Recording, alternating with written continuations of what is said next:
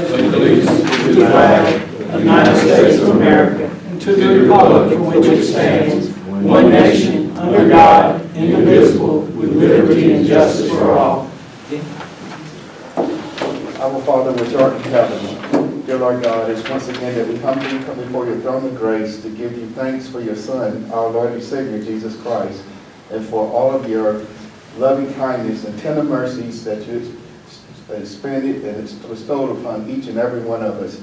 Dear Lord God, we ask that you continuously bless our Mayor Pro Tem, our City Council, our City Manager, our City Attorney, and all the department heads on tonight as we gather together to make decisions for the betterment of all the citizens of Dillon and city employees. And in everything we do, we pray we be careful to give your name the glory, your name the honor, and your name the praise. For it's in Jesus' name we pray. Amen. Amen. And he has blessed. All right. Did I get approval of the agenda? I'll make a motion. Second? I'll second. All those in favor? Approval of the minutes for regular meeting of February 8th. I'll make a motion. Second. All those in favor? I apologize. It just passed me. Then it was a second Monday, and I apologize. I'm preparing a State of Dillon article to be put in the paper pretty soon, and I've been working on this. It's now at my daughter-in-law's house to clear up all my grammatical errors and all that, and my verbose sentences. I look back at the 2-year time that you've given me the privilege to be your Mayor Pro Tem, and I've enjoyed it, and it's been pretty good. I think the state of Dillon is in a good position. We've got a lot of things that we're moving forward with.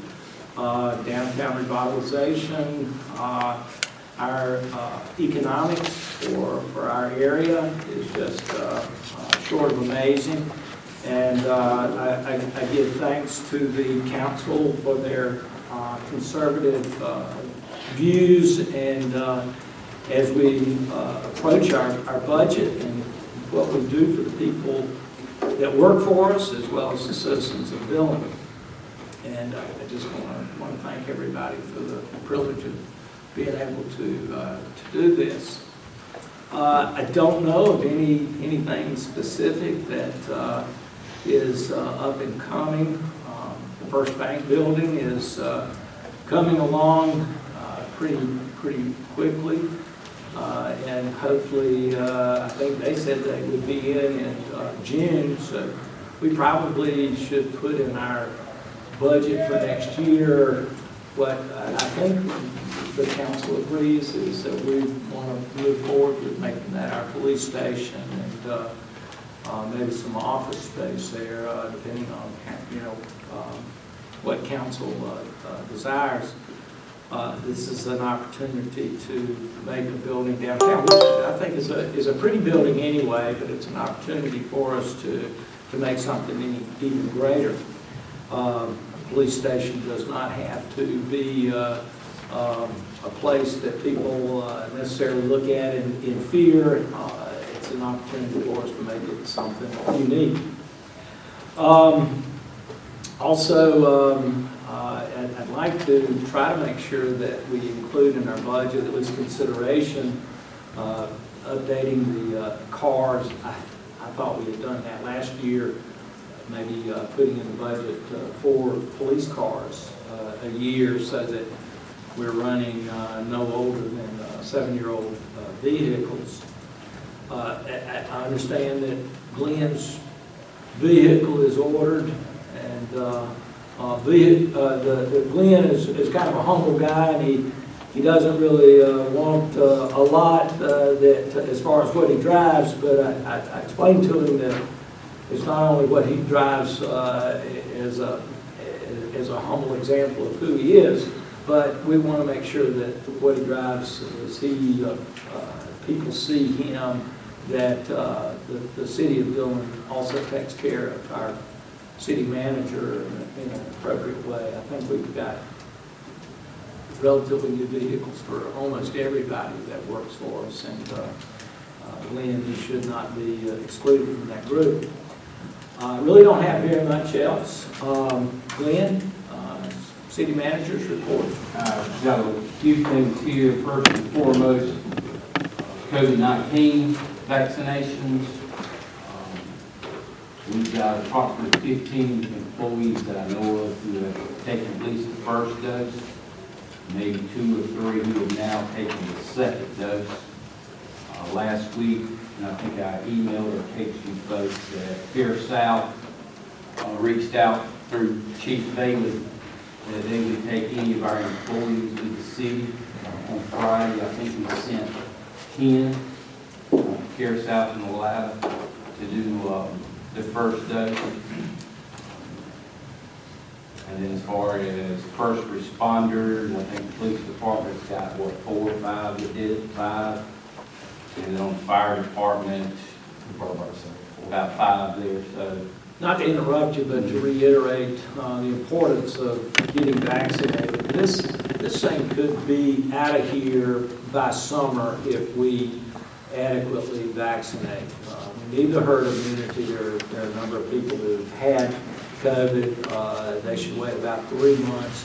CDC today said that if you are vaccinated and your group is vaccinated, that you can go back to not wearing a mask and not social distancing.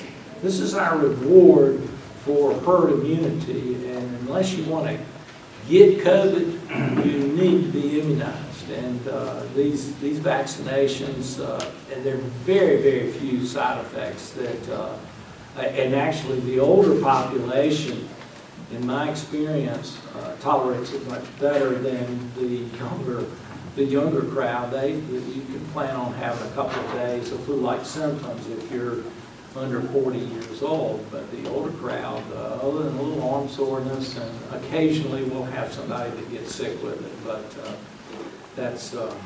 it is very important to get that vaccination. I'm sorry. That's fine. With that being said, I think it was Thursday of last week, McLeod had a vaccination event out here. I think they did about 55 people. It was first come, first served. That was their second or third date that they've used. DHEC was here today. They've always had large crowds. I'm not sure how many they did. I think they were planning for 400. I don't know how many they gave, but it was a big crowd of people here. Most of them DHEC does theirs. We have people as far away as Hillsborough Trunk. So that was today. I think there's 2 more this month, or 3 more with DHEC and McLeod, and maybe 2 are already scheduled for April. So I know they had a big one at Darlington Raceway this past week. 5,400 vaccinations. So that was huge there. Are we still planning on doing the drive-through? I don't think they're going to do that here. Just talking with the folks that deal with me from DHEC for location purposes, they kind of feel like everybody that wants it are having the opportunity to get it. But I don't know if they're going to do the drive-through here at all. A month ago they talked about it, but I think they did it in Darlington there, and I think it's Myrtle Beach this past weekend as well. So I think they're just doing it in certain areas. Large populous areas are doing the drive-through just to be able to handle volume. Logistically, I'm not sure how they do it, because there's a number of your appointment again is not with DHEC, it's with CDC, and it's a government, so there's a lot of paperwork that goes that is involved with that. It's not a matter of just riding up, put your arm out and run it. Oh, no, you have to make an appointment. Yeah. Phase 1B, which is pretty much those folks that are 55 and older, what is considered essential workers, frontline workers, began today. 55 and over, Yeah. And That is correct. And including those folks that were in phase 1A are still available for that. So, yeah, it's moving along pretty good. How many would you say we've offered since we've been doing it at the wellness center and everything to the citizens? How many you think? How many they done out here? Right. Probably 1,500, maybe. D-Head's done most of that. I think McLeod and the 2 or 3 that they've done here may total 200 combined. D-Head's done over 400 each time. So it's probably somewhere in that ballpark. You see those numbers, you can just see it across the city, the state, and the United States is just, going down precipitously. And I'm real excited about that. It is. And, last week also, Governor McMaster came out Thursday or Friday and lifted some guidelines that he had in place. So it looks like it's getting better, because this time last year, we were sitting here thinking, well, what are we going to do? What are we supposed to do? So it's been a quick 12 months, I guess. It seems like the other day. With all that being said, and what the governor has lifted as far as restrictions, the Chamber of Commerce had applied back in February to Department of Commerce to get permission to host Celebrate Moon Festival, which is scheduled for April 24th. They filled out the paperwork, sent it in, submitted it. Commerce AC, Accelerate South Carolina submitted back their request and approved it. Now that the governor has lifted those restrictions, that you don't have to have approval any longer for events that's going to have more than 250 people outside. The plan is to go forward with Celebrate Maine on April 24th. However, the Chamber and myself, like I said, we met back in February. We are scaling down number of vendors. Instead of having vendors on the side of the street on Main and in the center of the street, we're going to leave the center of the street open just to give more space. I think it kind of cut 50% of the vendor space, went from 68 to 34, but that's something they can live with, and probably a good idea to do. And then the downtown master plan, you should have that in your packet. Not something that I'm prepared to discuss tonight, because I really just read over it this weekend. However, I would think that council, before we all get in a tangent and go different directions, I would suggest a committee of council meet, along with me and Benny, possibly Bert, and maybe 1 or 2 folks from the Dillon Community Alliance Group, because they are mentioned in this master plan, to kind of prioritize some of the things that the master plan has put out there. What do we want to tackle first? How we're going to tackle it? How we're going to pay for it? And things of that nature. So, Dr. Wallace, whether you do that tonight or next month, come back and have Well, a I think meeting. we ought to move forward, especially as we approach putting together our budget for next year. I think we ought to go ahead and do that. Well, my question is, we got an executive session matter, and it pertains to this down here. To some of it, yeah. To a piece of property, yeah. Can we go in executive session and speak about it? The what, the committee? Well, this master plan before we decide to do a committee. Or, go forward. I don't know that you can talk about the actual master plan in executive session. Well, what I'm referring to is, we're talking about a specific item, and I think that needs to be discussed to see what the city's going to do. Talking about the land. Right. Yeah, no, that's on the agenda to discuss in executive session, whether or not we want to purchase it or not. Right, but before we set up committees and go forward on that. See what we do on the, I Right. got you. I understand.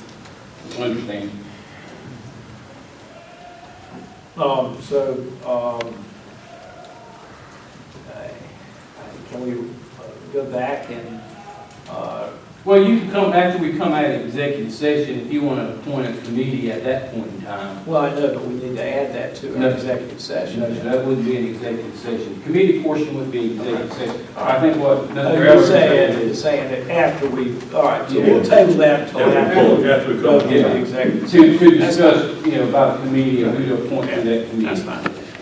Okay. outside of executive session. And then lastly, I have elections for District 3. What's your district? 5 and 6 is April the 6th. Being that there's no possibility that I can see right now of a runoff. The election being on the 6th, our next council meeting is April the 12th, which is the following Monday.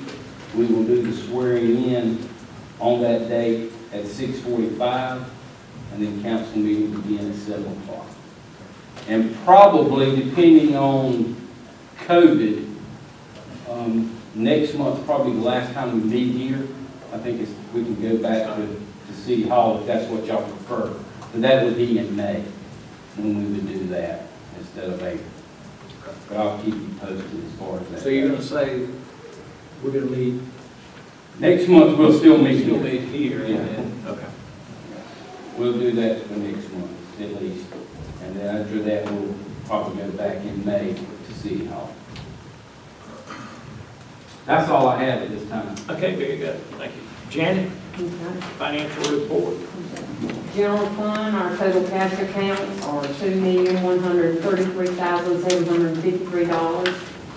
Our total revenues for 2020 versus 2021 was $531,918 more in 21, and that was due to our taxes, local option money, business license, permits, things that we got a lot more at this time of the year than last time. And also, didn't we have some that didn't make it in June? Yeah, right. And how much was that? That was about $250,000. Yeah.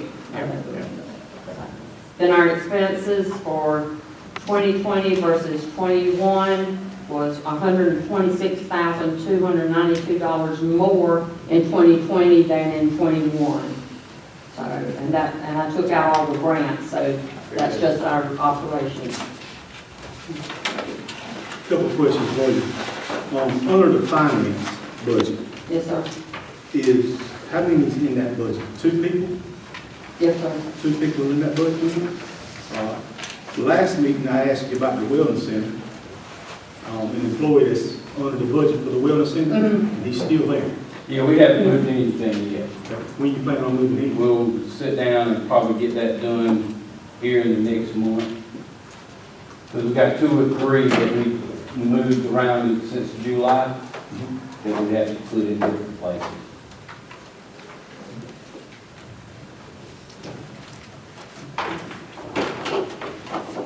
And water and sewer.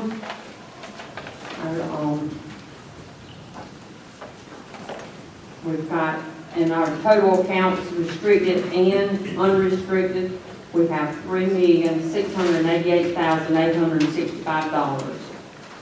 In our 2020 revenues versus 2021, we had $13,483 more in 20 than we did in 2021.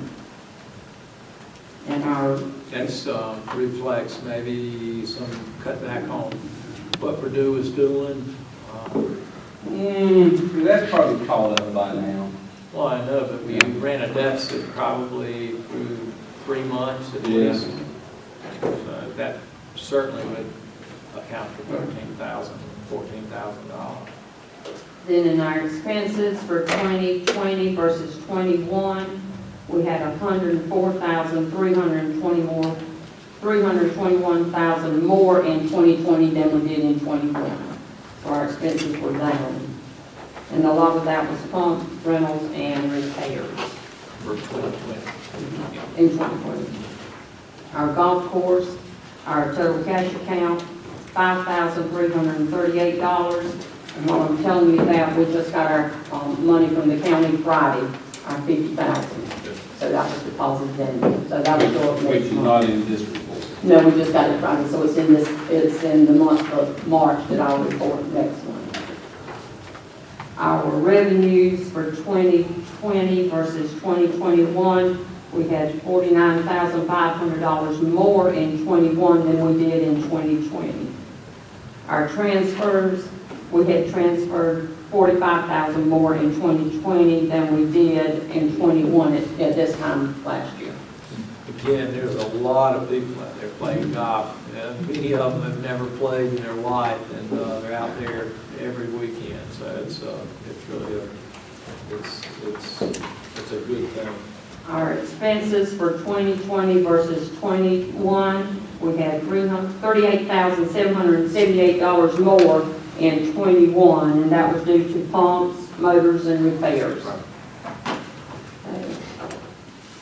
Then in our 2% hospitality funds, we have $990,765. We brought in $21,743 more in 21 than we did in 2020. Without tax. Right. Yeah. Now, this month also, we only brought in $49,580. That's the first time we've been below $50,000 in quite some time. I'm not quite sure why there. Well, February's a short month. Well, that's true, 2 Yeah. days, 2.5 days. And then we still have our 4 years remaining on the wellness center for payments. So that's it. I'd like to go back to the general fund. Yes, sir. Couple of questions. Property taxes, have we received everything we're gonna get as far as property taxes? Probably No. everything that would be late, but what was due prior to, So we're looking at a surplus. we could. We're right now at, what, 99.98%? $850,000. Yeah, we're at $199 less than what we budgeted. All right, delinquent taxes. That's what comes in more now than anything is delinquent tax. Are we still planning on receiving more? Are we Yes, they will pay us each month on what they collect, the county collects. surplus on that too? Very well could be. Want to go to the building code report? 1,800, Yep. okay. I like for Benny, have you seen these numbers? Have you seen these numbers? No, sir. You haven't seen the numbers? I thought you'd get a I packet. give you a report. Oh, the one tonight? That's your report. Yeah, I didn't look at it. Okay. I want to tell you the outstanding job with the permits. I'd like for you to tell us what's going on in the city of Dillon as far as what's being built, because I think the citizens don't really know, but I see this on the ledger, and I'd like for you to tell us what's going on Well, as in far as short, building, what we got. yes, sir. In short, we have some new projects. The Speedway truck shop there on Rafford Boulevard is being built, and that's bringing in a lot of revenues there. Connor Bracey's Jazz Fireworks is another project that's bringing in a lot of business. The healthcare facility on South First Avenue is another project that's bringing in a lot of permits, licenses. First Bank also is bringing in a lot of permits, licenses.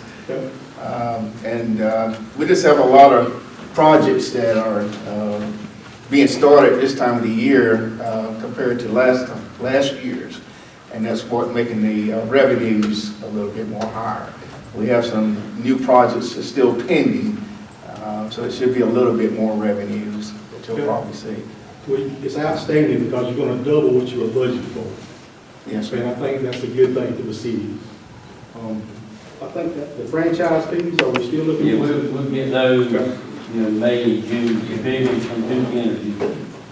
But now, we say that, but if you go down on that same page, your court fines, we budgeted $90,000, and we're less than 50% of that collection. And then, same thing with victims assistance. We budgeted $20,000, and we've only collected a third of it. I mean, things kind of go back and forth.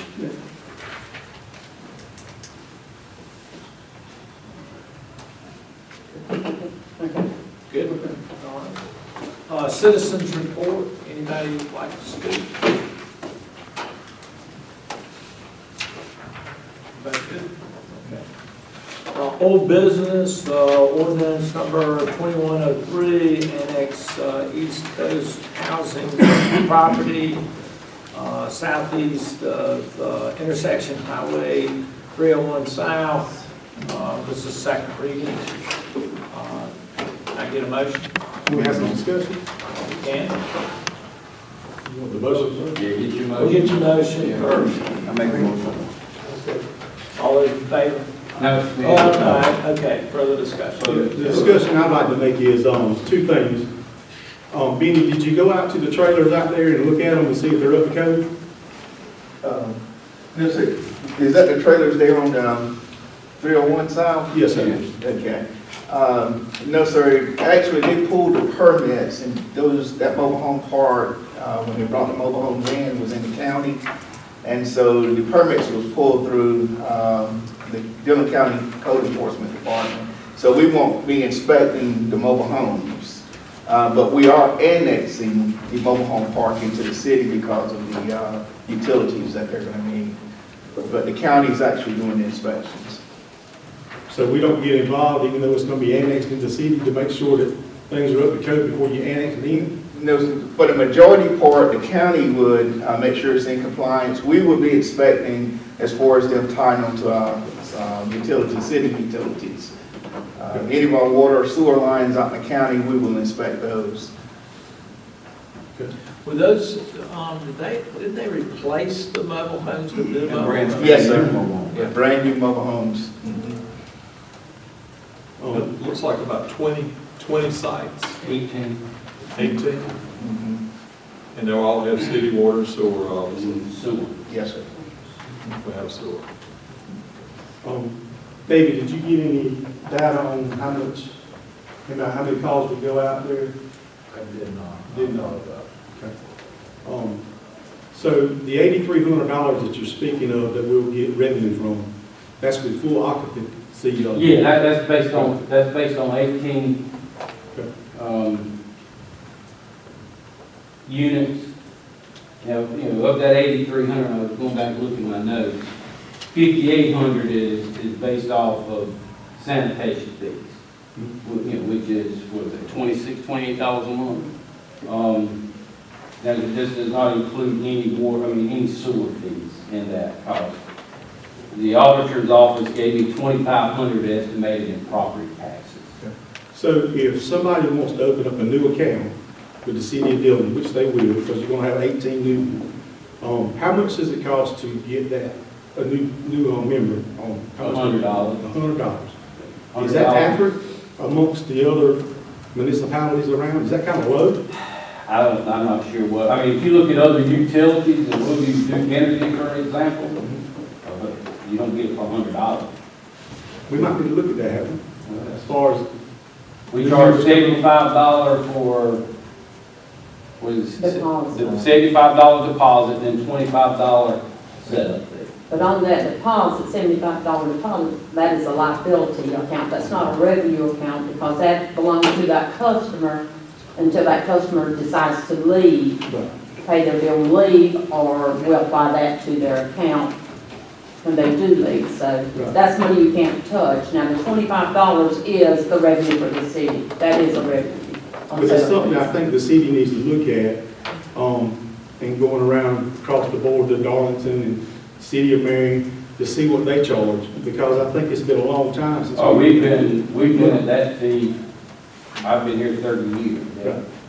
I think that's the fee we need to, as a council, we need to look at that.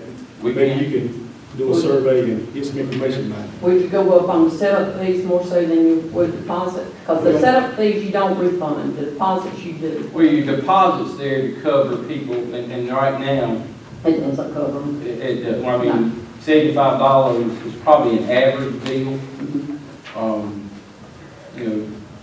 Again, Duke Energy is totally, they're a totally different kind. Their monthly fee. Their bill's a little bit more than what ours, yeah. The But, exposure's bigger.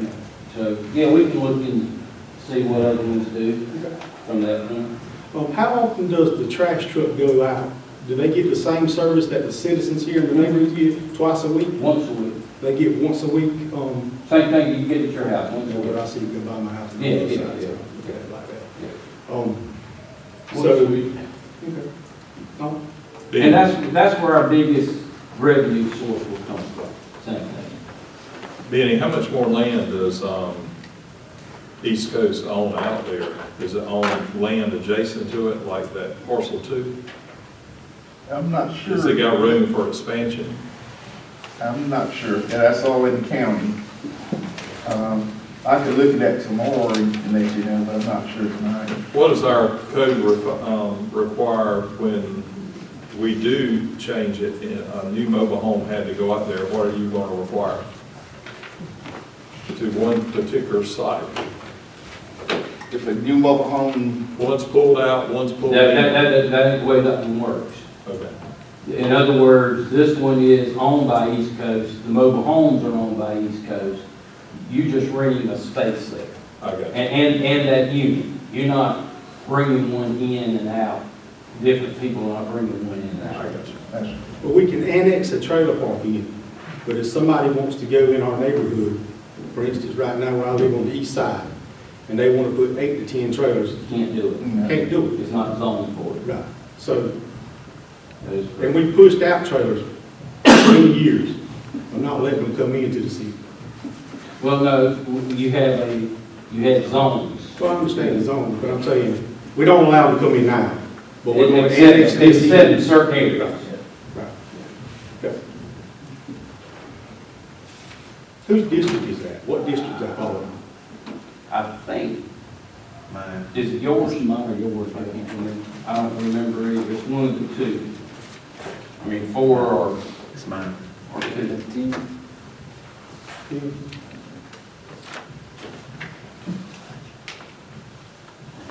Any further discussion? We've got a motion and a second. All those in favor? Aye. Opposed?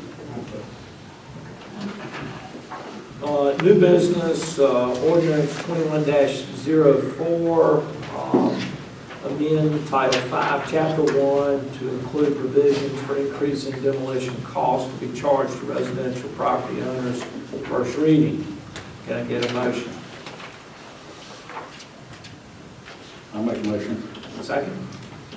All right, can you explain a little bit of that? Yeah, you remember last month, we brought to you the cost of demolition. What we charge today is actual landfill cost that we pay the county, plus 15% for coverage that we have for the work.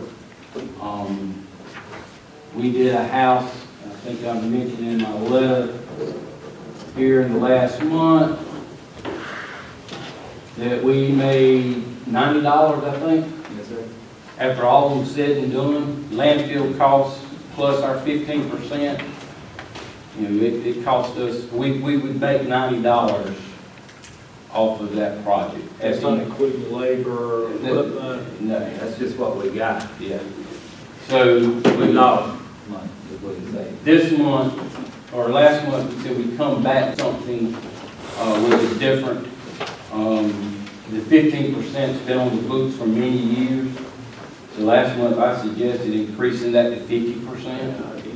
And, you know, the landfill cost is still the same. Whatever the county charges us, we charge the property owner plus additional 50%. So, you know, we have normally 2 to 3 people who are involved. That takes up, you know, 8 hours a day, at least 2 pieces of equipment, an excavator, and a truck that takes debris off. Going into the landfill, I think Councilman Kaiser can, you know, agree to this, that we get nails in our tires, and it's not cheap to repair the big tires on the truck. So Typically, you labor in a situation like that. If you're building a house, your labor is about 50% of your, you know, it's half of your $120, $130 a foot. So, I mean, I think 50% is easily reach them. And again, you know, we do this as a service, but we also, we like to, not for us to do it. Right, right. Really, if they can get someone outside to do it as well. We'd rather that happen. Did we reach out to a contractor? Yeah, How much and they charge? it's a little bit 50% based off of actual cost. So basically what you're saying, we're gonna go to $275 now, that's what we will actually. Okay, what? No, it'd be 50% of whatever total, like the house costs $4,000 to tear down, you get $2,000. Yeah, You do have the house value. yeah. Or what it costs, with the landfill cost, whatever the landfill cost is. 50%. So what would the increase be? What kind of? It would vary. This last one, what did we spend, about $4 grand? Right, that is. So that'd be $2,000 versus $90. No, we made, one of the $4 grand, we made like $600. Oh, okay. So, But still, that was a 3-day job. Yeah, $600. Well, it's a service, and, you know, and we want to clean up these areas, but I think we're just making it too easy for them to use us, and like I say, maybe this will encourage them to seek other options. Is there anything we can put as far as an ordinance wise, when a house burns or something like that, they have 90 days or 100? well, they do, once it's condemned, whatever that condemned number is, what is it, 90 days? Yes, sir. Because the property on Cleveland Street stayed there 2 years. Well, now, once again, you gotta wait, especially a burned house, Mm-hmm. you kinda gotta wait for insurance to do their thing. Because we can't go in and Well, I understand you know, that. do that kind of stuff. And some of it drags out. You know, especially if there's a mortgage on the house and things of that nature. Now, as I said before, that one could have been quicker, but I don't know that we've been doing within a year's time. All right, got a motion and a second. One more question, Ron. So are we gonna try to stay in this business here, or are we gonna try to get them to take the contractor first?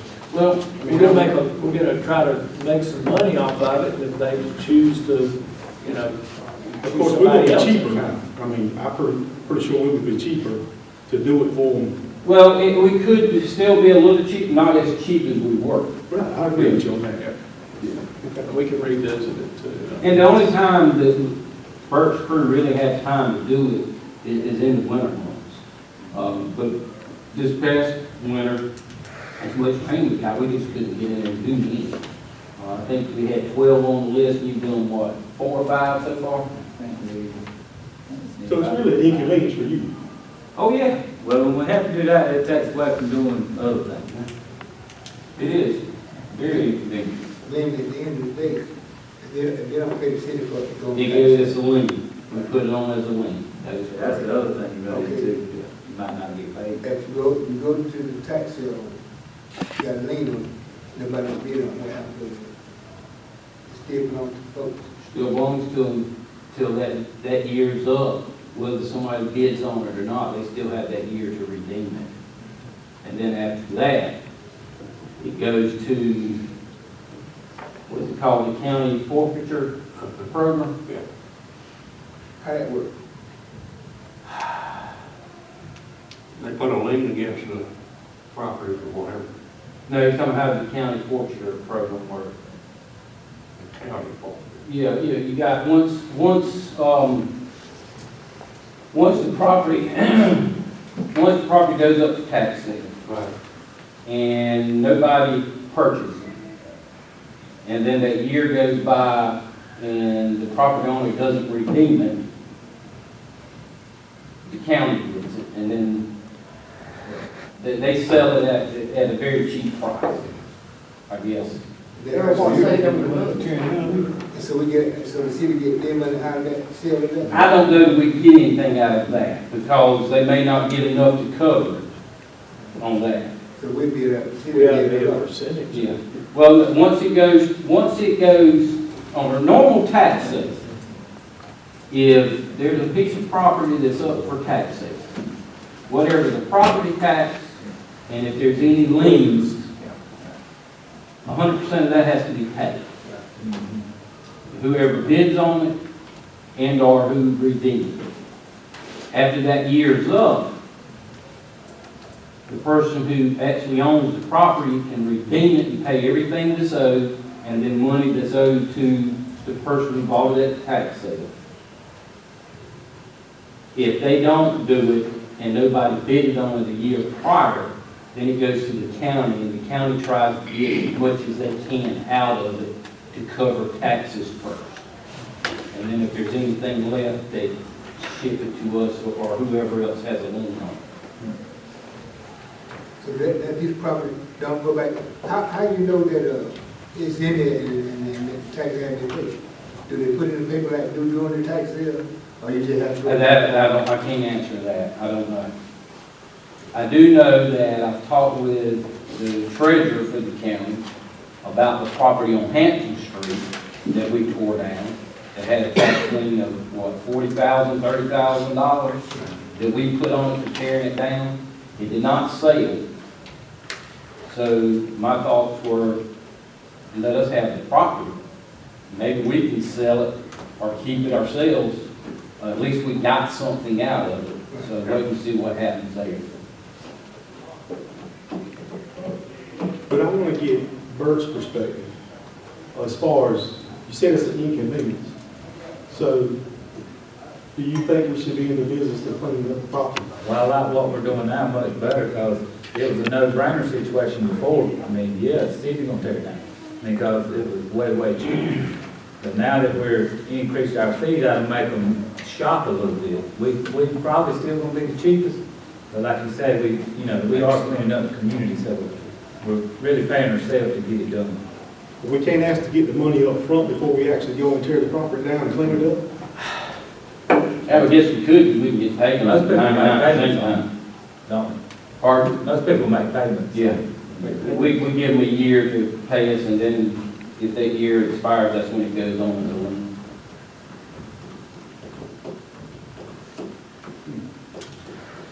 Good? Good. All right, we got a motion and a second. All those in favor? Opposed? Motion carries.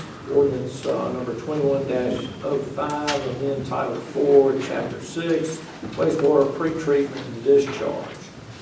We've got Mr. Tammy Jackson here tonight I brought Tammy in to discuss 2105 and 2106. Okay, you want to put those together? No, sir, they need to be done separately. 2105, Tammy, make sure I'm right. That is septic tank haulers, right? In our ordinance right now, we allow septic tank haulers to dump into our system. We've charged them in the past, but probably, already 4 or 5 years now, we've stopped it.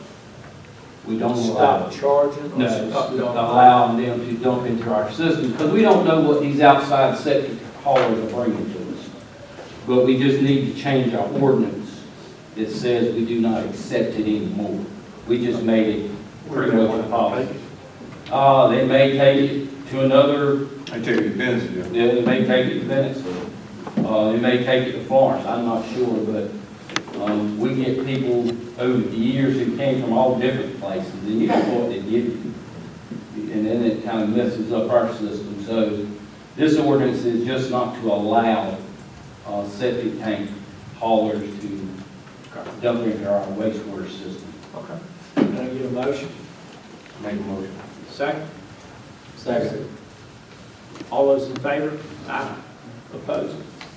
Motion carries.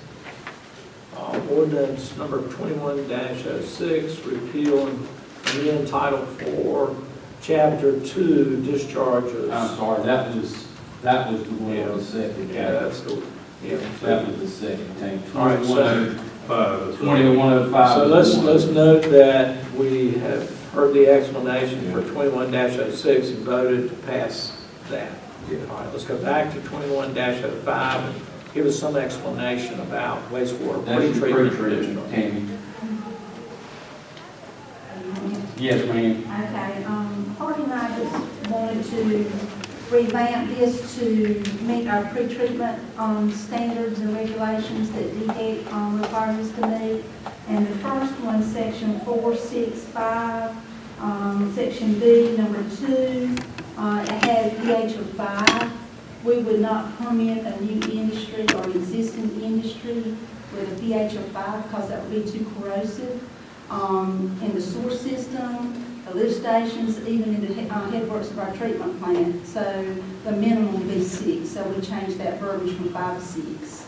And then, What is Purdue Simmons? their limits are now on 9. Okay. We increased them from 7 to 9, and that's helped a lot with, the corrosiveness and smell too. as Which well. falls in between the 6 and the 12. And then the next thing is we added, there was 20 items in this section, section B, but we added any water or waste containing substances which may solidify or become gaseous at temperatures between 32 or 150 degrees Fahrenheit or 0 and 65 degrees Celsius. That's like your fats, oils, and greases. We don't want to accept any discharge because that can, clog your sewer system as well and wreak havoc. We can't treat that at the wastewater plant, fats, oils, and greases. A 30 million gallon plant may be able to, but a 5 MGD plant just can't handle all of that. So that kind of eliminates that and lets industries know what we can and cannot accept. And then we added for truck or haul pollutants, we eliminated all that verbiage to say that we won't accept any truck or hauled pollutants because you don't know what's in it. It would have to be tested, and that would eliminate a hauler being able to come from another city. And like say if we've got an industry to come in and they wanted to allow trucks to come in and dump at their place or whatever and treat it, we don't know what's coming to them. We don't want to accept all the fats, oils, or grease trap waste because then we can't treat it because we don't know what they'll be discharging as well there. And let's see. The next section is section 4.6.14. Hauled wastewater, that goes back to your septic tanks and stuff too. You don't know what's in it, you don't know the contaminants. And if they were to dump it at the wastewater plant or say industries were to accept hauled waste, it would have to be tested because we permit industries for certain things, and if they accept truck waste, we wouldn't know what they would be treating and then discharging to us. So we don't want that. We eliminate all verbiage for that. Then section 4.6.47, if an industry has a violation at their plant, they have 24 hours to notify us. And the ordinance so states now 15 days they have to respond to us for that violation. We wanted it to change to 5 days instead of 15 days. They had to notify us in 24 hours within, the 24-hour time period of their violation, but then they've got 5 days to let us know why they violated instead of 15 days. Because that's the way it is. DHEC wants that. That's the way it's worded in our treatment standards. So we just want the ordinance to kind of coincide with what DHEC wants us to do. Any discussion? Can I get a motion? I make a motion. Second? I second. All those in favor? Aye. Opposed? Okay, ordinance, that would be 21-05 would pass. All right, resolution number 01-21, purchase of certain property from Maggie Hayes and Benjamin Hayes. This property that we discussed last month is located directly behind us, roughly 42 acres for $50,000. Any Now, discussion? in this resolution, I also mentioned that we would pay for this property through the hospitality funds, since it could be tourism related from what we're looking to do there from a recreational standpoint. Can we get a motion? I'll make the motion. Second? I second. Any further discussion? No. All those in favor? Aye. Opposed? Very good. All right, council members report, Mr. Ellis? Yes, Vesuvius and the old weeks plant, whenever the new manufacturing facility wants to come, will we be able to annex that into the city? Now, Well, since it's changed ownership? we could, once they apply for, services, i.e. water or sewer. Now, Wicks, I don't think Wicks would be contiguous to us, but Vesuvius probably is contiguous. Is it possible we could get Clay to come see us sometime?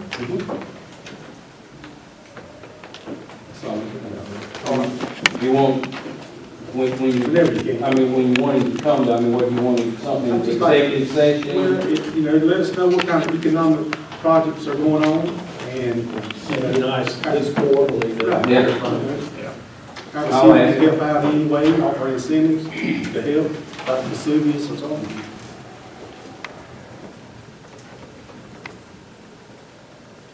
David? Glenn, I asked last month about the work on the telephone systems at the Wellness Center.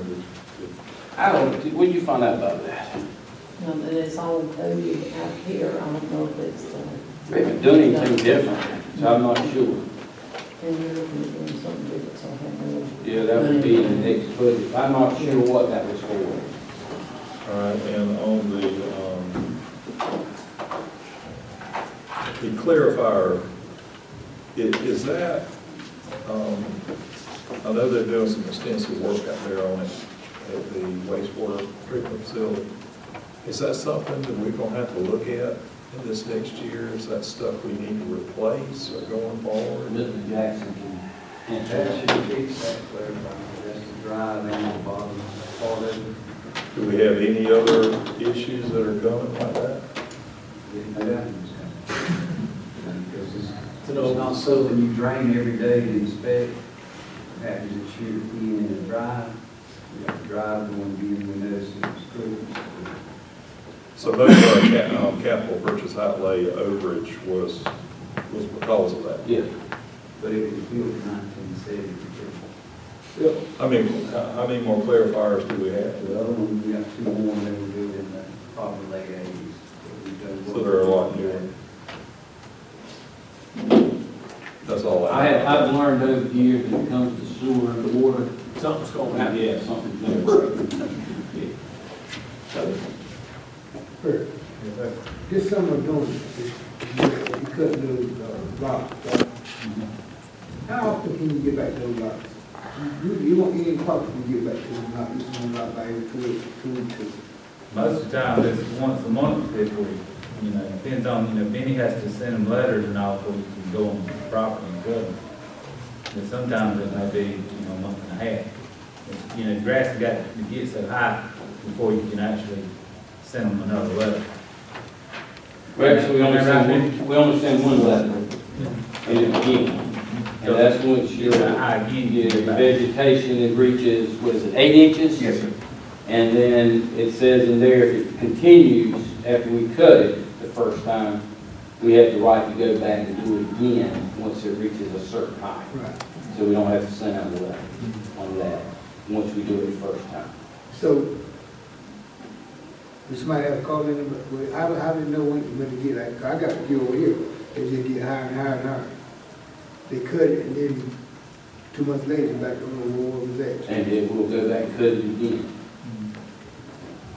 So, We don't have it on the system where but we somebody got a we call. cut it today, Right. and then, like I do at my house, cut every week, So somebody got a call and said you cut me.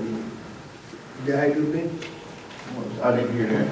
I'm sorry. They say, when the vegetation get higher the first time, Yes, sir. and then they get back there again, Yes, sir. do you have to call in again to send another letter, or what, how'd that happen? No, sir. As Glenn was mentioning earlier, we only send one letter per year. Right. And whenever the grass get in violation again, my staff rides throughout the town, and they'll notice it, and they'll put it back on the list. We'll forward to Bert, and Okay. Bert have his man go and cut it. That's all I got. Glenn, with the governor, allowing outside the work, how's the softball? Yeah, we do Tournaments tournaments and Yeah, I mean, right now, you can do pretty much anything you want outside. As far as number of people, you don't have to have a limit, or there's not a maximum number, but you still are recommended to follow social distancing and things of that nature, just as you have. Well, we brought up back in, I reckon, maybe November, December, that we were discussing about looking back at our fees for renting the fields out there. Have you done anything on it? No, we hadn't done that because we had nobody to Right, well, I know, but Yeah. what just happened, I think, you know, possibly. And it very well could. You know, so maybe we need to look at that in the next month or two and see what we can do. So that's all I've got. All right, can I get a motion to go into executive session to talk about land contractual agreement? I make a motion. Thank y'all for coming.